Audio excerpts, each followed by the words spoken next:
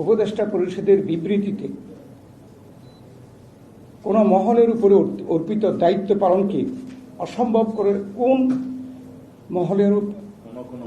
কোন মহল তাদের উপরে অর্পিত দায়িত্ব পালনকে অসম্ভব করে তুলেছে, এই মর্মে একটি বিমূর্ত অভিযোগ উত্থাপিত হয়েছে।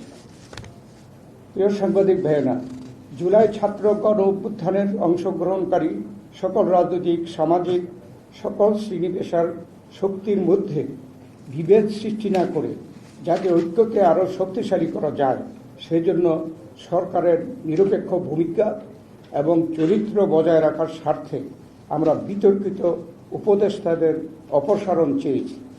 দেশে আইনি শাসন প্রতিষ্ঠার জন্যই এদেশের জনগণ রক্ত দিয়ে গণ অভ্যুত্থানের মধ্য দিয়ে ফ্যাসিবাদের পতন ঘটিয়েছে। অত সরকারের সাম্প্রতিক কর্মকাণ্ডে জনমনে এ বিষয়ে সংশয় সৃষ্টি হয়েছে। ঢাকা দক্ষিণ সিটি কর্পোরেশনের মেয়র পদে জনাব ইশাক হোসেনের পক্ষে আদালতের রায় অনুযায়ী গেজেট নোটিফিকেশন হয়েছে, অথচ সরকার আজ পর্যন্ত তার শপথ গ্রহণের কোনো ব্যবস্থা গ্রহণ করেনি। আমরা আশা করি কাল বিলম্ব না করে সরকার তার শপথ গ্রহণের ব্যবস্থা নেবে।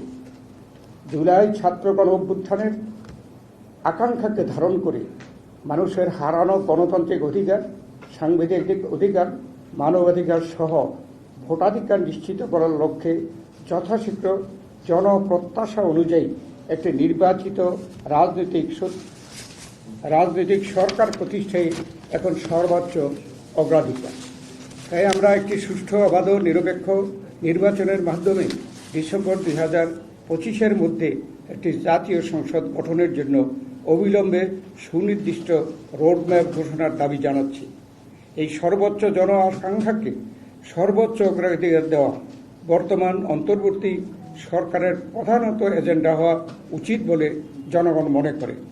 এর অন্যথা হলে জনগণের দল হিসাবে বিএনপির পক্ষে এই সরকারের প্রতি সহযোগিতা অব্যাহত রাখা কঠিন হয়ে দাঁড়াবে।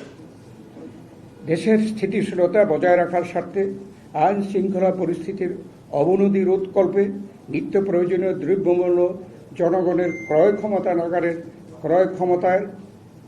ক্ষমতার নাগালের মধ্যে রাখতে বিনিয়োগ, ব্যবসা বাণিজ্য, গতিশীলতা আনয়নের লক্ষ্যে সরকার ঐকমত্যের ভিত্তিতে রাষ্ট্র পরিচালনা করবেন, এই প্রত্যাশা আমাদের সকলের।